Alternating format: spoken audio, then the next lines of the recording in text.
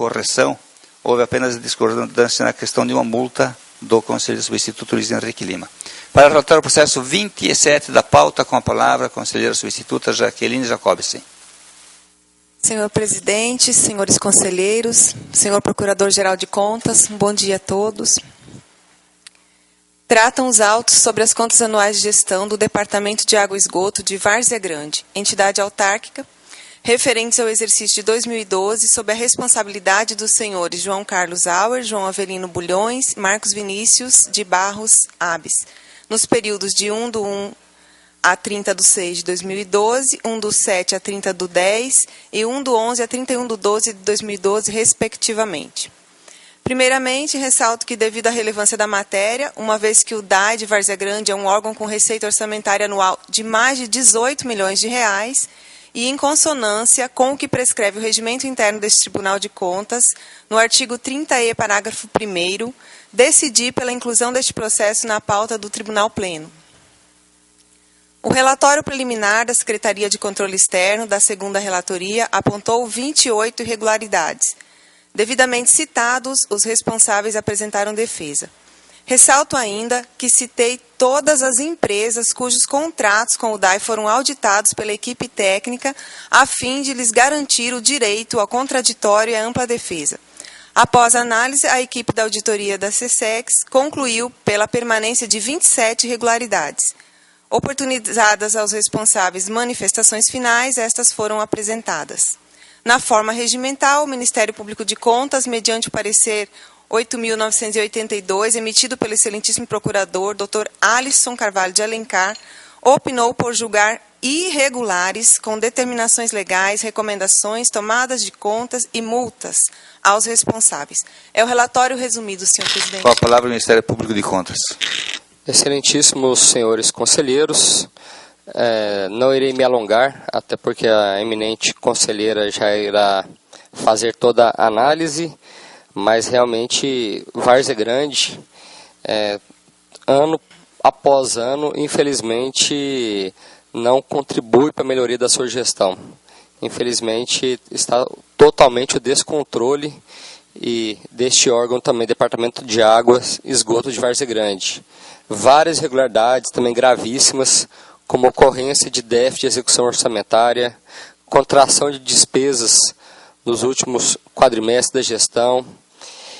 Até um fato também que me achou um absurdo: um órgão importantíssimo como o Departamento de Água e Esgoto gasta mais com despesa de custeio do que investimento. Ou seja, ele consome todos os seus recursos na própria manutenção da máquina, sem dar qualquer retorno para a sociedade. Implantar realmente serviço de água e esgoto nesse município vizinho à nossa capital. Não cobra a sua dívida ativa, ou seja, deixou de fazer registros contábeis importantes, o que complica a análise do balanço. Então, por este motivo, não resta outra solução ao Ministério Público de Contas, senão opinar pelo julgamento irregular das presentes contas. Motivo pelo qual mantenho o parecer da lavra do procurador Alisson Carvalho de Alencar, no sentido de que sugerimos que este egrégio Tribunal de Contas julgue irregulares as contas anuais de gestão do Departamento de Água e Esgoto de Várzea Grande, exercício 2012, de responsabilidade dos senhores João Carlos Auer, João Avelino Bulhões e Marcos Vinícius de Barros Pais, bem como pela instauração de tomada de contas por este tribunal para se apurar os valores que foram pagos a algumas empresas em descumprimento aos preceitos legais e determinações dessa Cor de Contas, bem como sem a devida comprovação da prestação dos serviços no decorrer de todo o exercício de 2012. Instauração de tomada de contas pelo tribunal para apurar de maneira detalhada a quantidade de metros cúbicos já utilizados pelas unidades estaduais, constante do termo de dação em pagamento, verificando-se ainda há saldo existente para encontro de contas do crédito estabelecido neste termo, bem como quais motivos que ensejam o pagamento das despesas destacadas pela área técnica. Propõe-se ao tribunal também a instauração de auditoria especial, auditoria específica, realizada pela Secretaria de Controle Externo competente, para examinar todo o procedimento licitatório, pregão presencial 7 de 2009, que originou o contrato 10 de 2010 entre o DAI Várzea Grande e o consórcio Águas de Várzea, bem como a execução do referido contrato, analisando a legalidade de todas as fases do certame, os serviços prestados, se realmente foram prestados de acordo com o contrato, os pagamentos efetuados e a legalidade do próprio consórcio, bem como sugerimos a aplicação de multas aos gestores, várias determinações e advertência. Este é o nosso parecer, senhor presidente. Em discussão, encerrada a discussão, em votação. Senhor presidente, eu quero ressaltar que a análise destes autos é fruto de um trabalho hercúleo da equipe do meu gabinete, e motivo pelo qual eu quero parabenizá-la. Conforme a íntegra da proposta de voto, na análise geral das presentes contas, verifico que, referente ao senhor João Carlos Auer, permaneceram 10 irregularidades, sendo 2 gravíssimas, 7 graves e 1 moderada. Já sob a responsabilidade do senhor João Avelino Bulhões, permaneceram 9 irregularidades, sendo 2 gravíssimas, 6 graves e 1 moderada. E, por fim, na gestão do senhor Marcos Vinícius de Barros Abes, permaneceram 10 irregularidades, sendo também 2 gravíssimas, 7 graves e 1 moderada. A primeira irregularidade gravíssima refere-se à insuficiência financeira para o pagamento de restos a pagar no valor de quase 8 milhões de reais. Embora essa irregularidade tenha sido apurada no final do exercício, considero que os gestores dos períodos iniciais de 2012 foram omissos diante da não adoção de medidas capazes de manter o equilíbrio financeiro das contas públicas.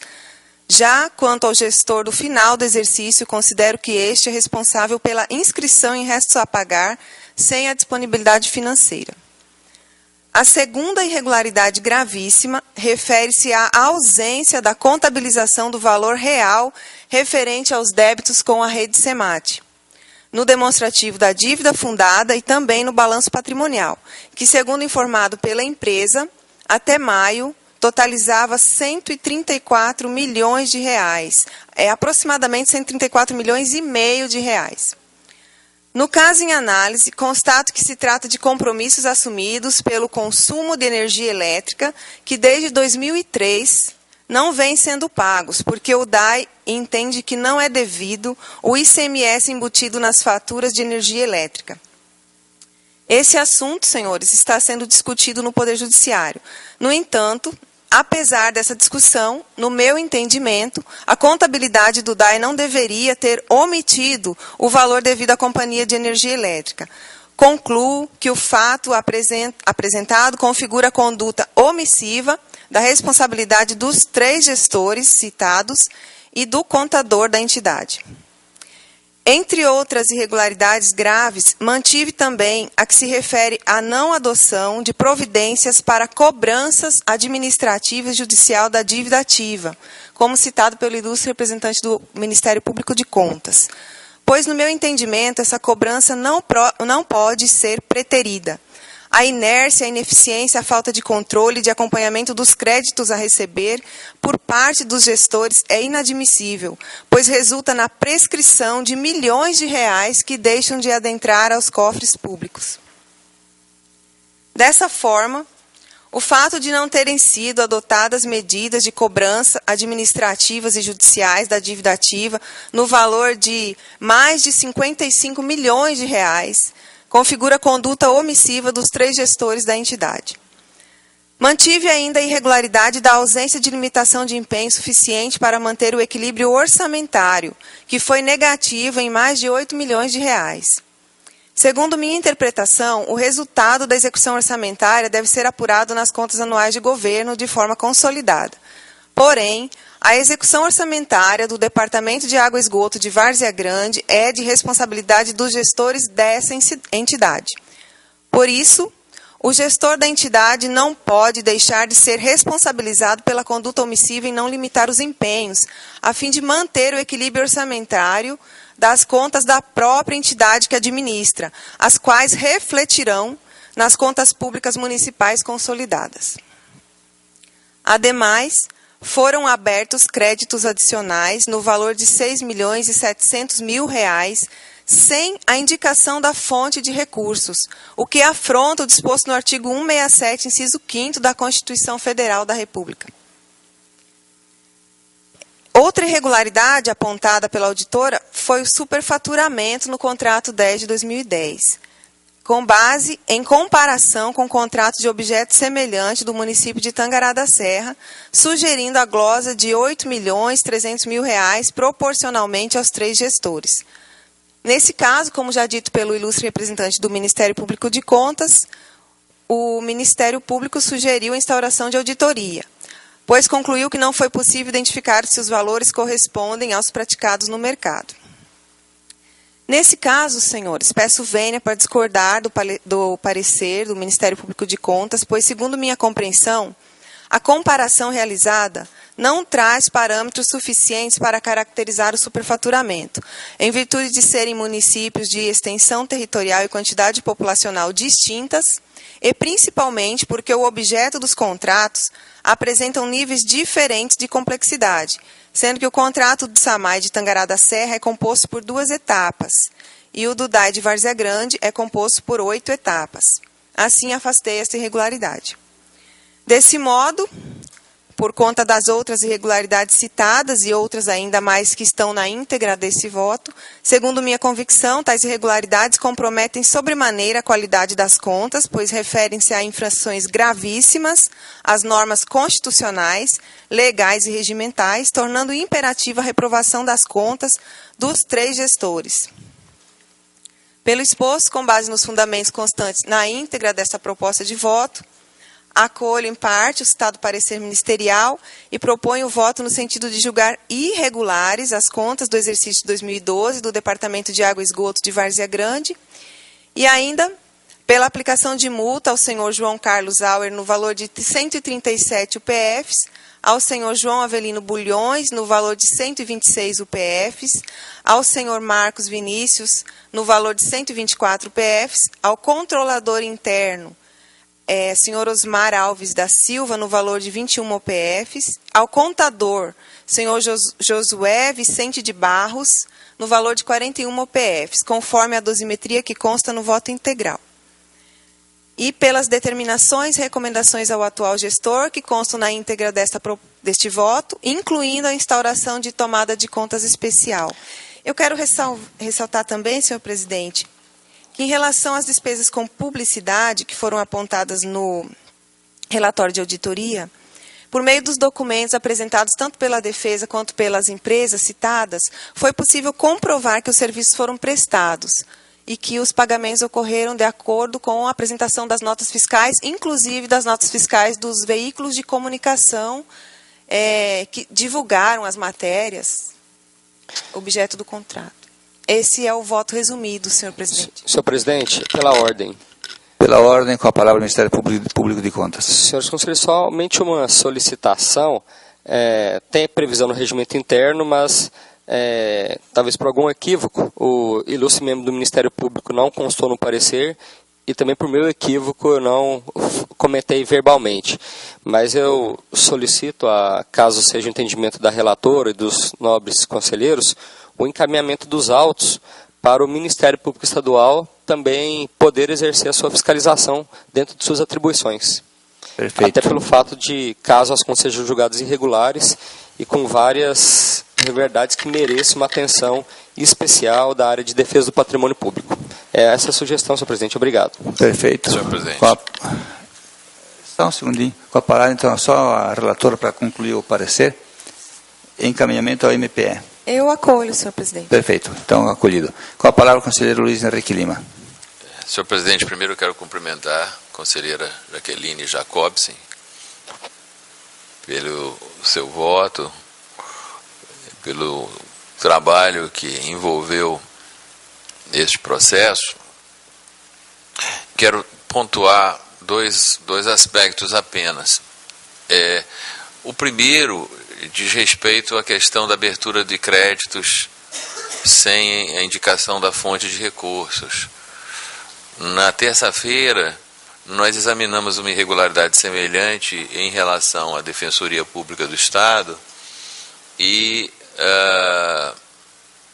a irregularidade foi excluída na medida em que o tribunal concluiu que a abertura de créditos é de responsabilidade do chefe do Poder Executivo e não do titular de um órgão.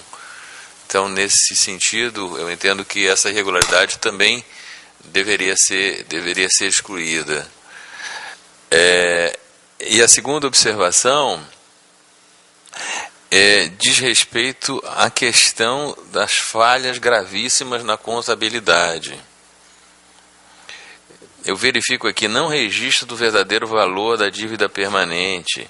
Não consta na dívida permanente o termo de dação em pagamento junto ao governo do Mato Grosso. Não consta na dívida permanente os débitos com a rede SEMAT.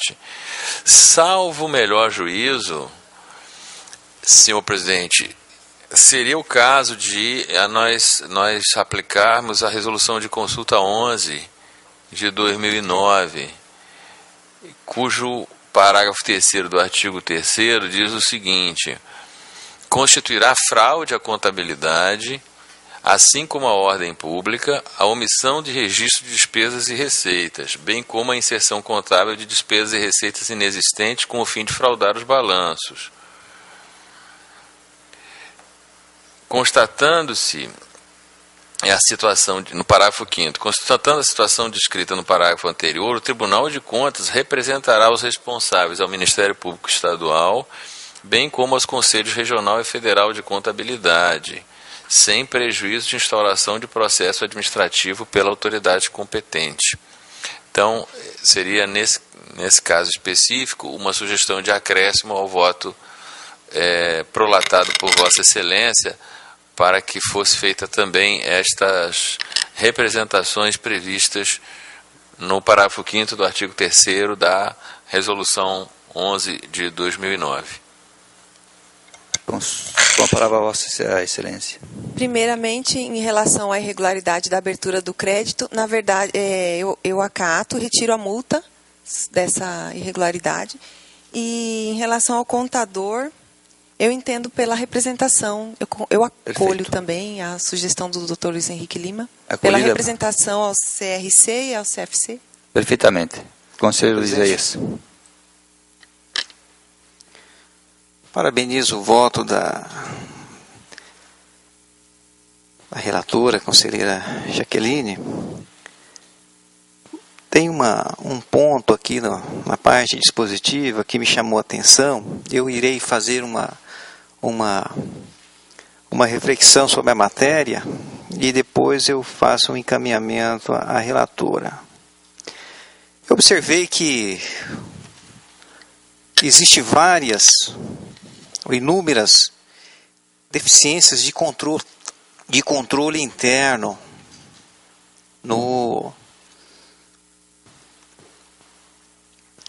na Câmara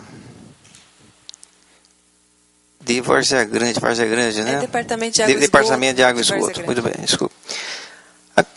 De vários sistemas, não somente da unidade de controle interno, mas como dos vários sistemas administrativos. Tá? E dentro dessas irregularidades que foi apontada, eu não conheço os autos qual foi o tratamento, foi relatada irregularidade como, ausência de plano de auditoria, ausência de procedimento de controle e relatórios de auditoria interna. Então a gente percebe que, de certa forma, a unidade de controle interno, tá, não foi omissa, não teve um controle eficiente. Tá? E daí nós temos, por outro lado, tá, a irregularidade capturada como gravíssima. Tá? Capitulada com gravíssima, como devido à omissão do responsável pela unidade de controle interno em representar o tribunal sobre as irregularidades ou ilegalidades que evidenciem danos ou prejuízo ao erário. Tá? Primeiramente, para nós falarmos em omissão, nós temos que constatar se o controlador interno realmente teve conhecimento, se ele fez o trabalho dele, fez a auditoria, constatou que houve uma irregularidade e que essa irregularidade não é qualquer irregularidade, ela tem que ter capacidade, sabe, de causar um dano ao erário para poder ser comunicada ao Tribunal de Contas. Ou seja, é uma irregularidade qualificada que evidencia realmente o dano. Então esse é o ponto. Então se já nós temos várias irregularidades que ele nem fez o trabalho quase correto de auditoria, como ele poderia ter, tá, o conhecimento desta irregularidade? Então, para nós caracterizarmos a omissão, ele tem que ter o conhecimento, ter o conhecimento qualificado, ele fazer o trabalho, não simplesmente alguém mandar um e-mail, um telefonema, olha, as coisas aqui estão acontecendo isso e isso. Não, tem que ter o conhecimento qualificado. Então, primeiro ponto. Segundo ponto, a irregularidade, na sua essência, tá, ela versa sobre baixa de receita e crescimento da dívida. A gente nota que é uma atividade primeiramente de gestão. Ou seja, sobre o crescimento desproporcional da sua receita. Certamente a receita, o equilíbrio fiscal, tá, receitas baixas e com endividamento. Então a gente nota que é uma irregularidade, tá, de gestão. Mas que essa irregularidade não evidencia o dano propriamente ao erário. Não é dano ao erário. Eu não vislumbro dano ao erário. Se pode ser má gestão, mas não que houve um dano ao erário. Tá? Não entrou dinheiro no recurso. Não entrou dinheiro para a entidade. E não houve contratação ou ato ilegítimo para que saísse esse dinheiro, ou uma contratação que fosse ser danosa ao erário.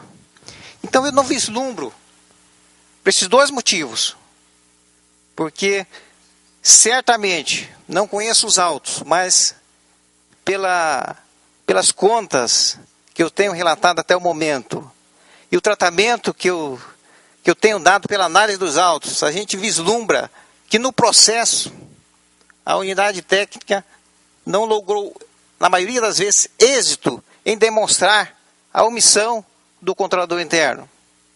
E pela própria natureza da irregularidade.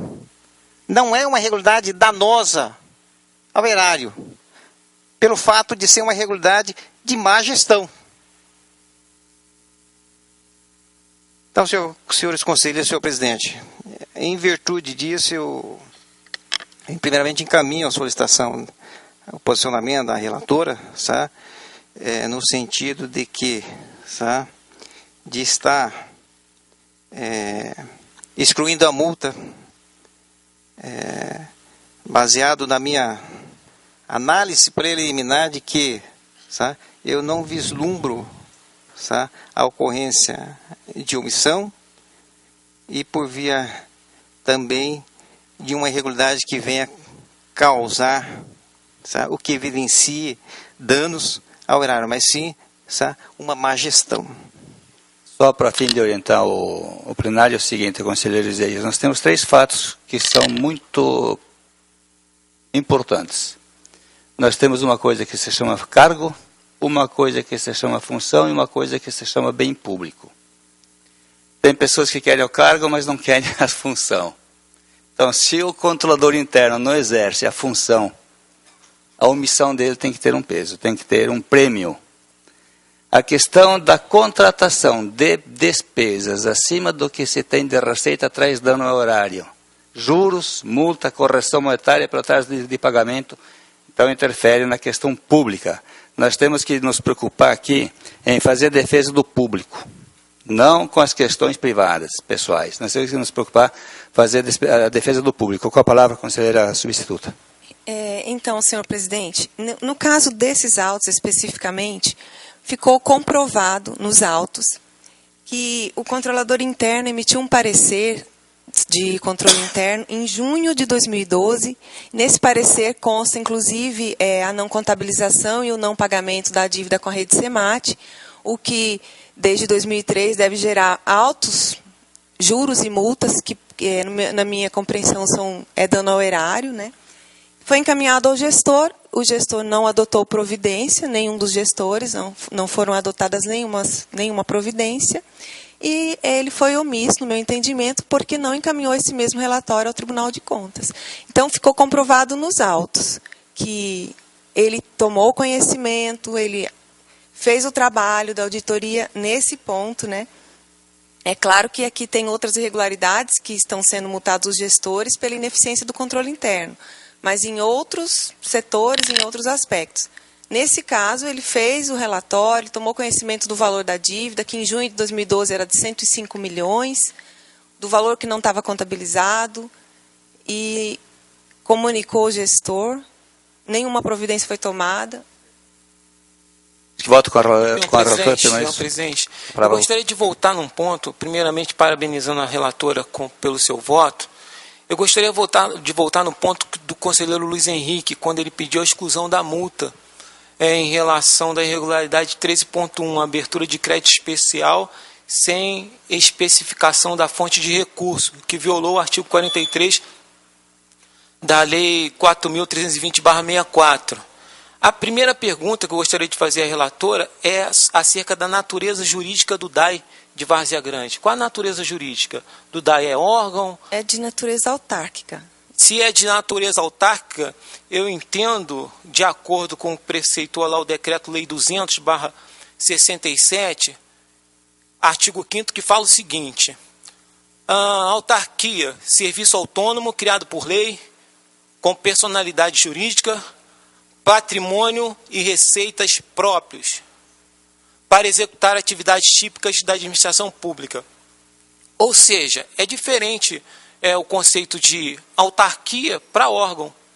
No caso, a Defensoria Pública, o caso que aconteceu aqui na terça-feira, o gestor da Defensoria Pública, em questão de abertura de crédito especial, fica a cargo do Poder Executivo, o chefe do Poder Executivo que responderia. No caso da autarquia, é o presidente da autarquia que, no meu sentir, responde de acordo com o Decreto-Lei número 200/67, artigo 5º, por causa dessa autonomia orçamentária, orçamento próprio, tudo é deles, não depende do prefeito para fazer nada ali. Quem decide é o chefe da autarquia. São essas as colocações que eu gostaria de fazer aqui. Senhor presidente. Só para encerrar, 1 minuto. Senhor presidente, diante da manifestação sobre os autos, de que houve realmente a ciência do controlador interno, sabe, que emitiu o relatório, e não houve realmente essa comunicação, eu retifico o meu posicionamento e concordo com o tratamento dado na parte dispositiva do voto, senhor presidente. Perfeito. Aprovado por unanimidade, processo número 11794, dígito 3/2012. Relatora conselheira substituta Jaqueline Jacobsen. Acórdão 5854/2013. Ementa. Departamento de Água e Esgoto de Várzea Grande. Contas anuais de gestão do exercício de 2012. Irregulares. Recomendações e determinações à atual gestão. Aplicação de multas. Encaminhamento de cópia dos autos ao Ministério Público Estadual para providências cabíveis.